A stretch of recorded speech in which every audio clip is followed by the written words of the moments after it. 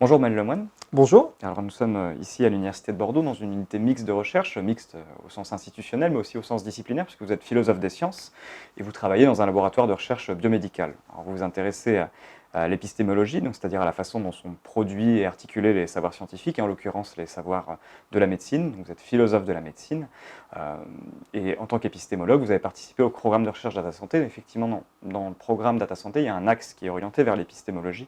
Au début des années 2000, un informaticien nommé Jim Gray a décrit l'avènement des big data comme un nouveau paradigme pour les sciences, comme une nouvelle manière de penser. Et selon lui, de façon schématique bien sûr, les sciences auraient d'abord reposé sur l'empirisme, c'est-à-dire la description des phénomènes, puis sur la théorisation, la capacité à recourir à des abstractions, à des généralités, puis sur la modélisation informatique, on peut penser ici au modèle climatique du GIEC, et enfin sur l'exploitation et la collecte de données massives. Ce serait donc la dernière, la quatrième étape, le quatrième paradigme, les sciences disposant désormais de la capacité d'explorer et de déterminer des schémas, des récurrences dans des grandes sommes de données. Alors, on peut bien sûr questionner ce schéma, qui est une simplification, savoir que ces paradigmes, ces différentes étapes ne s'excluent pas les unes les autres. C'est une simplification, mais peut-être qu'elle permet d'exprimer cette idée de rupture que symbolise l'apparition du big data dans les sciences. Est-ce que vous pouvez nous donner votre avis sur cette idée de rupture, et en particulier dans ce champ que vous connaissez bien, qui est celui de la recherche médicale? Est-ce que les big data sont une véritable rupture dans la façon dont est produit et articuler le savoir en médecine? Alors, je trouve que c'est un schéma qui est très clair, qui est très intéressant pour voir, disons, pour mettre en valeur une certaine progression. Il y a peut-être deux réserves. La première, c'est que c'est probablement pas vrai de toutes les sciences. Donc ça, c'est le premier point. Et pour les sciences biomédicales en particulier, c'est pas l'évolution de l'ensemble, parce que les sciences biomédicales, c'est extrêmement vaste, et je doute que la pratique de la médecine aujourd'hui soit tout entière révolutionnée par le paradigme du big data. Cette évolution, elle existe, on la trouve en médecine, mais on ne la trouve pas partout en médecine. Donc ça, c'est le premier point. Et c'est évidemment la deuxième remarque, c'est qu'il faut bien distinguer, bien sûr, la recherche et le soin. Et la recherche étant quelque part un avenir possible du soin, mais qui ne va pas nécessairement se réaliser. Et donc c'est surtout en recherche que le big data est apparu, alors évidemment aussi dans certains secteurs du soin en médecine, mais avant tout en recherche. Ce que dit Jim Gray, c'est que désormais, en explorant des grandes masses de données, en ayant la capacité de les collecter, il est possible de faire travailler des algorithmes sur cette masse de données, et donc de tracer, de déterminer des récurrences, des schémas, des modèles explicatifs, mais sans vraiment comprendre comment ces modèles fonctionnent et pourquoi telle donnée peut être corrélée à telle autre. Est-ce que cette vision vous semble pertinente ou actuelle dans le cadre de la recherche biomédicale? C'est un très bon point de départ aussi pour réfléchir à ces questions, je pense. Donc il est très classique, et les philosophes des sciences l'ont posé vraiment quand ils ont commencé à s'intéresser en fait à cet avènement des données massives.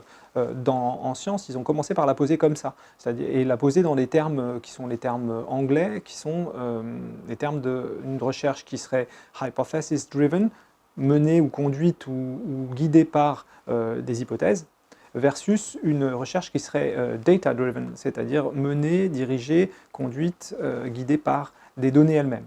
Et en fait, donc les philosophes, leur première réaction a été de dire c'est absurde, il ne peut pas y avoir de recherche sans hypothèse. Et donc leur premier réflexe a été de chercher des hypothèses cachées dans cette recherche prétendument data-driven.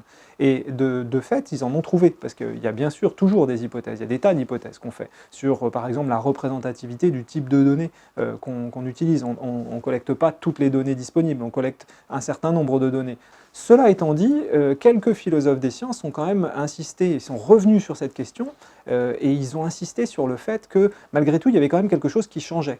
Et qu'il ne fallait pas s'aveugler, ou en tout cas pas se fermer la porte en se disant tout de suite non, c'est pas vrai, c'est pas possible, il y a forcément des hypothèses, point final. Non, il y a quelque chose qui a changé aussi. Et c'est ça qu'il faut essayer de caractériser. Qu'est-ce qui a changé? Et donc c'est très bien dit dans ce que vous avez rapporté, c'est-à-dire cette idée qu'on va demander à un algorithme de faire apparaître des régularités, des patterns, des motifs, etc. dans les données qu'on a. Mais ces motifs, bien sûr, il faudra à nouveau les interpréter, leur donner un sens, plus ou moins, d'une manière ou d'une autre, parce qu'il faudra traduire ça en action. Et là, l'interprétation humaine va réapparaître, et il faudra qu'elle soit pertinente. Le programme Data Santé est un programme fondamentalement interdisciplinaire qui met en relation les sciences humaines et sociales et les sciences médicales ou biomédicales, la recherche biomédicale. Et dans le cadre de Data Santé, vous avez travaillé avec d'autres champs disciplinaires. Est-ce que vous pouvez nous présenter les travaux qui ont émergé de ce programme de recherche? Je dirais en 2 mots, moi donc il y a beaucoup de dimensions, bien sûr, moi je n'ai pas été impliqué dans toutes les dimensions de Data Santé, parce que c'est un gros programme, mais les dimensions sur lesquelles j'ai le plus précisément travaillé, c'est le lien entre ces big data dont on parlait tout à l'heure et le diagnostic médical. Et plus exactement, plutôt que le diagnostic, les entités nosologiques. C'est-à-dire, ce que les médecins appellent entités nosologiques, c'est les catégories à l'intérieur desquelles on va classer les patients, en disant ils ont la même maladie. La nosologie étant la classification des maladies. Exactement. Et donc du coup, l'entité nosologique, c'est une de ces maladies ou une de ces cases à l'intérieur desquelles on peut mettre les patients qui souffrent de la même maladie. Voilà. Et en fait, l'entité nosologique est une hypothèse scientifique, donc c'est en fait je dirais une fiction, ça serait trop fort de le dire, mais c'est une entité hypothétique qui évolue au cours du temps. Au fur et à mesure qu'on apprend des choses, en fait, on va faire modifier notre définition de l'entité nosologique. Par exemple, la notion de diabète, une maladie dont on se dit, on la connaît bien, on sait bien ce que c'est. Alors en fait, elle n'a cessé d'évoluer au cours du temps. Et en fait, en même temps qu'elle évolue, la population de patients qu'on va considérer comme diabétiques ou non diabétiques va changer aussi. Et donc du coup, vous voyez, l'entité nosologique est une sorte d'hypothèse scientifique. Et elle joue un rôle fondamental pour les médecins, bien sûr dans le diagnostic, et ensuite cette hypothèse d'un diagnostic pour un patient donné, dans quelle catégorie il entre, va déterminer de manière essentielle quel type de traitement et de suivi on va lui proposer. Et en fait, une des choses qui m'a intéressé dans le programme Data Santé, c'était de voir ce que change l'utilisation des big data à ce modèle classique d'organisation de l'activité médicale et des connaissances médicales.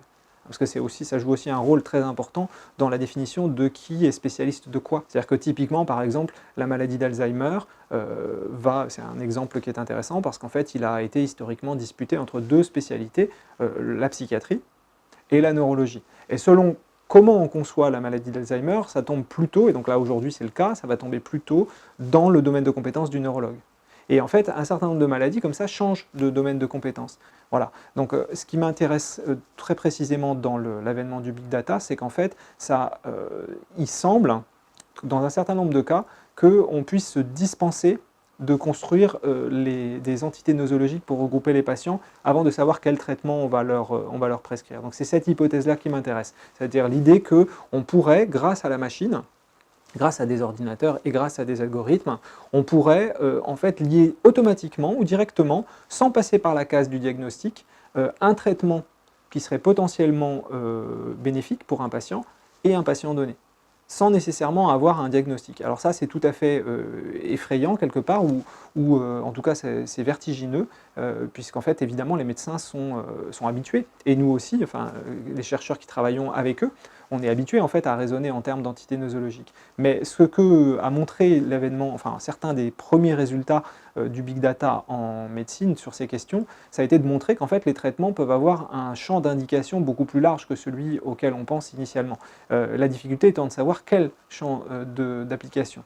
Et la complexité biologique est telle qu'on a du mal à prévoir quels vont être les effets d'un traitement donné, et la machine semble en mesure de le faire. C'est-à-dire qu'en fait on ne comprend pas comment la machine assimile, ou pas assimile, mais plutôt je devrais dire comment la machine associe un état pathologique donné à un traitement donné. Alors on sait dans les grandes lignes comment ça fonctionne bien sûr, mais dans le détail on ne sait pas, et surtout la question est de savoir comment on peut faire confiance à la machine. C'est surtout ça le problème au niveau du médecin, c'est vous faites entrer des données, par exemple des données génomiques ou des données transcriptomiques dans une machine, dans un algorithme, une boîte noire qui va traiter ça et va chercher avec un score de correspondance avec un traitement, par exemple. Et là, la machine vous sort comme ça ce traitement en disant c'est le plus corrélé.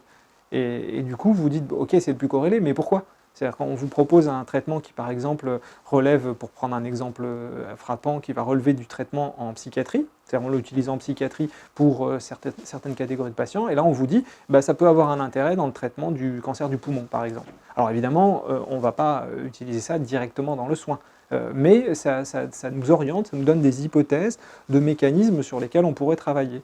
Et on peut imaginer que c'est une étape, que vous venez de décrire, cette idée d'algorithme comme boîte noire, une étape avant, une compréhension de ce lien entre Ça qui est se pourrait fait par bien. l'algorithme, un retour finalement à une démarche hypothético-déductive? Tout à fait, ça c'est tout à fait pertinent, ça pourrait être le cas, et aujourd'hui ça fonctionne plutôt comme ça.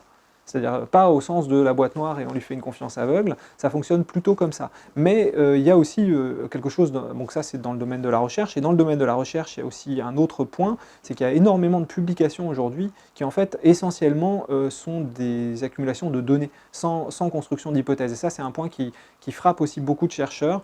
Et alors c'est pas le tout de la recherche aujourd'hui, mais c'est une tendance qui n'existait pas avant. Et ça, beaucoup de gens la déplorent, et d'autres disent non, c'est l'avenir, il faut se convertir à ce nouveau paradigme de la recherche. Voilà, mais c'est en tout cas clairement une question qui est au cœur de la recherche aujourd'hui.